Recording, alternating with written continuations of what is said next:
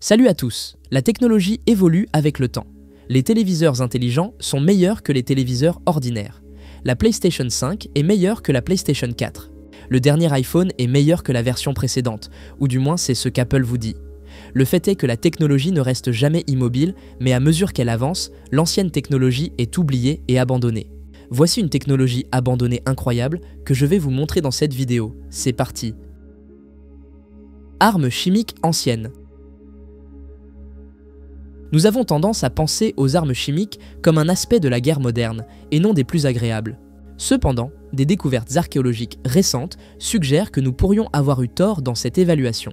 Il existe des preuves, peut-être même des preuves solides, que des armes chimiques ont été utilisées il y a 1700 ans en Syrie, alors que les forces perses attaquaient les soldats romains à la forteresse de Dura Europos.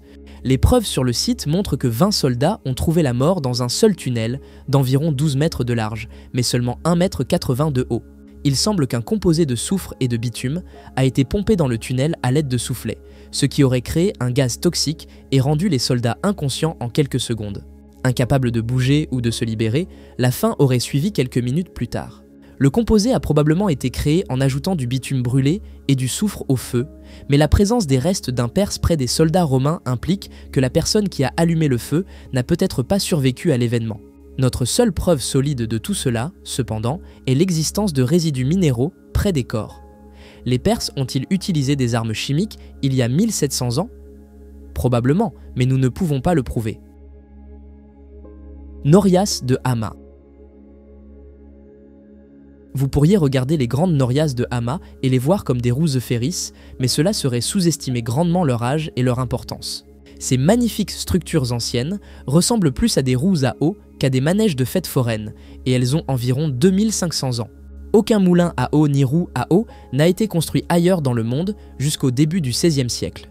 Personne n'a aucune idée de la manière dont cette technologie est apparue en Syrie bien plus tôt que dans le reste du monde, mais l'écart entre il y a 2500 ans et le XVIe siècle suggère que ces secrets ont peut-être été oubliés, puis redécouverts.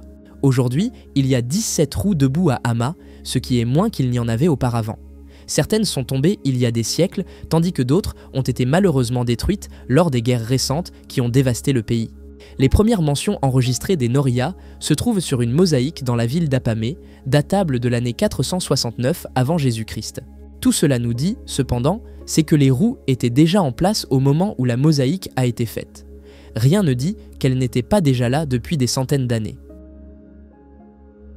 Automate grec ancien. Héron d'Alexandrie, comme nous l'avons déjà dit, était un génie et inventeur grec antique qui vivait au 1er siècle. Il est crédité de nombreuses inventions, mais a-t-il vraiment inventé une forme de cinéma? Eh bien, cela dépend de la manière dont vous définissez le mot cinéma.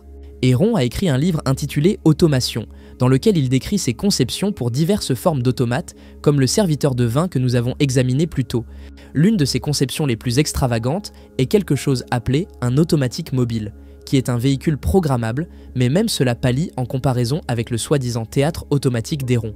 C'était une manière de créer et de jouer des pièces de théâtre qui ne nécessitaient pas d'acteurs humains. Les rideaux s'ouvraient et se fermaient tout seuls, les figures bougeaient sans être touchées. Le décor de fond changeait, et il y avait même des effets sonores, y compris des coups de foudre. Tous ces effets étaient obtenus en ne faisant rien de plus que tirer une corde qui déclenchait une chaîne d'événements. Chaque pièce du théâtre était conçue avec précision pour sa fonction, et le niveau de complexité est ahurissant. La personne qui assistait aux performances dans le théâtre automatique d'Héron il y a tant d'années aurait pu craindre qu'il s'agissait d'une forme de sorcellerie. Secret ancien de la pierre. Il semble raisonnable de croire que nos ancêtres connaissaient quelques méthodes pour couper et façonner la roche qui ont été oubliées au fil du temps.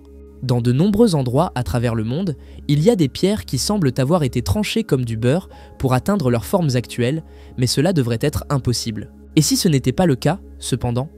Et si nos ancêtres connaissaient un moyen de ramollir la pierre en mélangeant différentes plantes ensemble et en appliquant le mélange à la surface de la roche dure?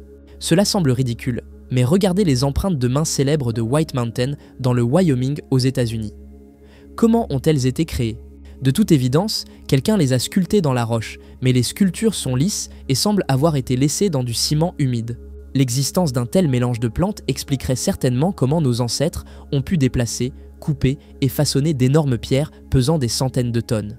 La grande question, bien sûr, est de savoir quelles plantes auraient pu être impliquées et où les trouver. Si elles n'ont jamais existé, peut-être ont-elles été utilisées à tel point qu'une ou plusieurs des espèces de plantes impliquées dans le mélange sont maintenant éteintes. Automate ancien pour servir le vin. Philon de Byzance possédait un serviteur robotique personnel il y a 2300 ans. Cela peut sembler ridicule, mais c'est vrai. Il n'était même pas le seul à en posséder un. Héron d'Alexandrie avait également un serviteur robot. Les deux hommes ont eu la gentillesse de laisser derrière eux des schémas complets de leur création. Ils sont impressionnants, mais leur utilité était extrêmement limitée. En fait, tout ce qu'ils pouvaient faire était de verser du vin. Les robots en forme humaine avaient des roues et des freins. Lorsque leurs freins étaient relâchés, ils roulaient vers un invité de Philon ou d'Héron, qui plaçait alors son récipient à vin dans la main métallique du robot. La pression de la coupe déprimait un verrou. Ce verrou faisait basculer le robot tenant une cruche de vin dans son autre main et la coupe de l'invité se remplissait alors. Une fois que la coupe de vin atteignait un certain poids, cela déclenchait un second verrou, qui indiquait alors à la machine d'arrêter de verser. Cela n'aurait été rien de plus qu'un tour de fête amusant pour Philon ou Héron, mais cela aurait laissé leurs invités stupéfaits. La griffe d'Archimède. Retour à Archimède maintenant, qui était également l'un des plus grands scientifiques et inventeurs du monde antique. La soi-disant griffe d'Archimède doit sûrement être comptée comme l'une de ses plus grandes inventions. Également connue sous le nom de main de fer, cette structure incroyablement sophistiquée était une partie importante des murailles de la ville de Syracuse, conçue pour défendre les murs contre les attaques depuis la mer. Les écrits d'historiens anciens disent que la griffe était capable de soulever des navires ennemis hors de l'eau. Elle est mieux décrite comme une sorte de grue avec un énorme crochet de saisie attaché à l'extrémité. Les navires attrapés par la griffe étaient soit inclinés jusqu'à ce qu'ils chavirent, soit soulevés et lâchés sur d'autres navires. Plusieurs de ces dispositifs ont été construits et utilisés pendant la Deuxième Guerre punique, il y a environ 2200 ans. La flotte romaine venue attaquer Syracuse n'avait aucune idée de l'existence de telles défenses sophistiquées et a subi de lourdes pertes à cause d'elles. Une étude de faisabilité a été réalisée par la BBC pour une émission appelée Secrets of the Ancients en 1999 et le dispositif a été jugé viable. Une autre étude réalisée par la chaîne Discovery en 2005 est parvenue à la même conclusion. Réfrigération ingénieuse. Le congélateur est une invention fantastique. Il réduit le gaspillage alimentaire et assure que nous puissions toujours avoir une gâterie froide lors d'une journée chaude. Si vous pensez que l'invention du congélateur nécessitait l'invention de l'électricité avant elle, vous vous trompez grandement. Les congélateurs existaient déjà dans l'Antiquité. Ils portaient simplement un autre nom. Remontez le temps jusqu'en Perse, il y a 2400 ans, et vous trouverez des yakshals se tenant dans le désert. Le nom se traduit librement par fosse à glace, mais c'est une description inexacte de la structure. Ce n'est pas une fosse, c'est plutôt comme une colline artificielle. Le yakshal moyen mesurait 18 mètres de haut et était étonnamment sophistiqué. L'eau provenant des sources avoisinantes était canalisée dans le yakshal, puis refroidie à l'aide de capteurs de vent, tandis qu'un système de refroidissement basé sur l'évaporation éliminait toute chaleur et humidité excédentaire. Les extérieurs des monticules étaient enduits de poils de chèvre, d'argile, de sable et de blanc d'œuf pour refléter la chaleur du soleil et garantir que le contenu reste frais. C'est une invention si efficace qu'elle est encore utilisée aujourd'hui dans certaines communautés rurales. La vis d'Archimède. Archimède est crédité de nombreuses inventions incroyables du monde antique, y compris la vis d'Archimède. Bien qu'il mérite des éloges et des crédits pour la plupart de ses inventions, il n'a rien à voir avec la vis d'Archimède. Elle a été faussement associée à lui, mais tout ce qu'il a fait, c'était d'écrire à propos d'une invention qu'il avait vue en action lorsqu'il a visité l'Égypte en l'an 234 avant Jésus-Christ. Les Égyptiens lui ont dit que l'invention existait déjà depuis un certain temps à cette époque, et que le secret de celui qui était venu avec l'idée avait été perdu dans le temps. Quel que soit son inventeur, c'est une prouesse remarquable d'ingénierie. C'est la première pompe de déplacement d'eau de l'histoire mondiale et a été utilisée pour pomper l'eau du fleuve Nil. Il y a même une suggestion qu'une vis d'Archimède était l'élément central du système d'irrigation qui alimentait les jardins suspendus de Babylone. Une référence possible à l'existence d'une telle vis a été identifiée dans une inscription associée au roi Sennachérib d'Assyrie, qui vivait 500 ans avant la naissance d'Archimède. Comment avons-nous oublié le nom d'un inventeur si important, celui qui a inventé un concept encore utilisé partout dans le monde aujourd'hui ? En 1937, au cœur de la jungle guatémaltèque, des archéologues dirigés par Jacques Montfort ont découvert le portail de Xibalba, une structure circulaire en pierre colossale de 12 mètres de diamètre, ornée de symboles et de figures de la mythologie maya. On pense que le portail représente la connexion entre le monde physique et le monde spirituel, mentionné dans le Popol Vuh, le livre sacré des Mayas.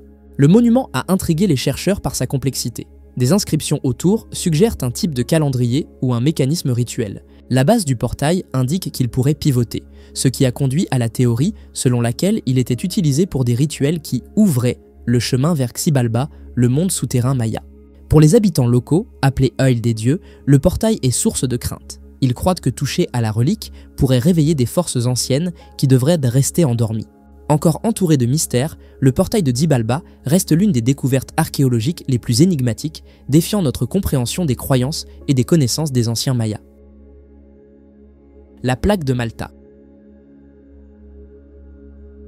Les humains avaient besoin d'un moyen de marquer le passage du temps bien avant l'invention du calendrier ou de l'horloge. Être capable de marquer et de mesurer le temps a aidé les premiers humains non seulement à contextualiser leurs propres expériences, mais aussi à planifier pour l'avenir. Si vous pouviez mesurer le passage du temps, vous pouviez planifier pour les saisons changeantes et les périodes optimales de chasse. Les archéologues pensent que c'est l'origine de la plaque de Malta, qui se trouve actuellement dans le musée d'Irkoutsk en Russie. La plaque est en fait une plaque d'ivoire, avec un trou au milieu et décorée des deux côtés. Un côté de la plaque est couvert de vagues et l'autre de petits trous disposés en spirale. Les scientifiques croient que l'artefact est âgé de 15 000 à 24 000 ans. Il y a 7 cercles concentriques de trous sur la plaque que certains historiens pensent être une référence aux 7 jours de la semaine. De plus, il y a 122 trous dans les cercles latéraux et 243 dans les cercles centraux, ce qui fait un total de 365 trous. C'est le même nombre que le nombre de jours dans une année selon le calendrier moderne.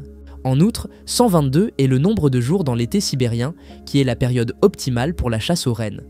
La plaque de Malta est-elle un calendrier ancien ou en faisons-nous trop ? Origine du vaccin. À l'ère moderne, nous comprenons le principe d'un vaccin. Une petite quantité d'une maladie ou d'un poison est introduite dans le corps, et le corps apprend à créer des anticorps pour se protéger contre la maladie, développant ainsi une immunité. Étonnamment, Mithridate VI du Pont semblait comprendre les bases de ce principe il y a 2100 ans. Le souverain paranoïaque craignait d'être empoisonné par l'un de ses ennemis, alors il ingérait volontairement de petites quantités de poison et se traitait avec du miel pour se rétablir. Il avait des raisons d'être paranoïaque. Son propre père avait été tué par empoisonnement. Avec le temps, il a commencé à ajouter des herbes et d'autres ingrédients inconnus au miel, élaborant la formule d'une boisson connue sous le nom de Mithridate. Avec cette invention, le roi croyait sincèrement qu'il avait inventé un antidote à tous les poisons du monde. Il a plus tard regretté ce choix car, lors d'une guerre ultérieure avec les Romains, il a tenté d'échapper à la capture en buvant une dose mortelle de poison.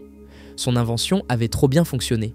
Mithridate était immunisé contre le poison et a finalement été capturé et tué. Malheureusement, il a emporté sa recette de Mithridate dans la tombe avec lui, donc nous ne saurons jamais s'il avait vraiment inventé un antidote universel ou non. Origine de l'acier de Damas. Si vous aviez besoin d'une épée de haute qualité pendant le Moyen-Âge, vous insistiez pour que votre forgeron fabrique votre arme en acier Woods, également connu sous le nom d'acier de Damas. Il était connu comme l'acier le plus dur du monde à l'époque, mais ses origines remontent bien plus tôt que le Moyen-Âge. C'est une invention indienne et elle a commencé là-bas plus de 1000 ans avant que quiconque découvre la recette et le processus pour le fabriquer. L'acier de Damas est un type d'acier en creuset, ce qui signifie qu'il est fabriqué en faisant fondre tous les ingrédients ensemble dans un moule de creuset, puis en les versant dans un moule. Il est possible que le mot « woods » soit une altération du mot du sud de l'Inde « uku », qui signifie « acier ». La première mention du mot remonte à la fin du XVIIIe siècle. À cette époque, les Indiens le fabriquaient depuis environ 2000 ans. La qualité de l'acier indien est même mentionnée dans les archives d'Alexandre le Grand. On pense que le secret de la fabrication de l'acier de Damas était protégé et transmis de père en fils plutôt que d'être écrit quelque part. Cela a permis à l'Inde de monopoliser la production et l'exportation du métal pendant des centaines d'années. Béton romain antique.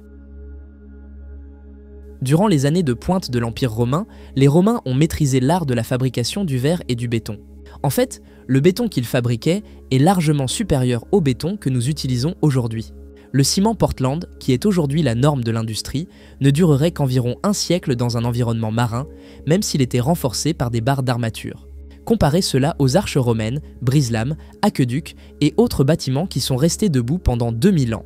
Même dans l'eau salée hautement corrosive, le béton romain reste intact. Tout cela est dû à la manière dont ils le fabriquaient. Les Romains combinaient des cendres volcaniques et de la chaux pour créer du mortier, puis mélanger cela avec des roches volcaniques en tant qu'agrégat. Vous pouvez trouver des preuves de cela dans la construction du Panthéon et également des marchés de Trajan à Rome. L'utilisation de ce mélange signifie que le béton romain qui existe encore aujourd'hui est plein de tobermorite, de zéolite et de philipsite. Ces minéraux se sont introduits alors que l'eau de mer pénétrait dans le béton et réagissait avec la chaux et les cendres volcaniques, créant les minéraux entrelacés et remplissant les espaces vides. L'exposition à l'eau de mer a rendu le béton plus fort, et non plus faible. Quant à la raison pour laquelle nous ne l'utilisons pas aujourd'hui, personne n'a jamais pu obtenir le mélange tout à fait correct depuis la chute de l'Empire romain. C'est tout pour aujourd'hui. Quel a été votre moment préféré? Commentez, aimez, partagez et abonnez-vous. À bientôt.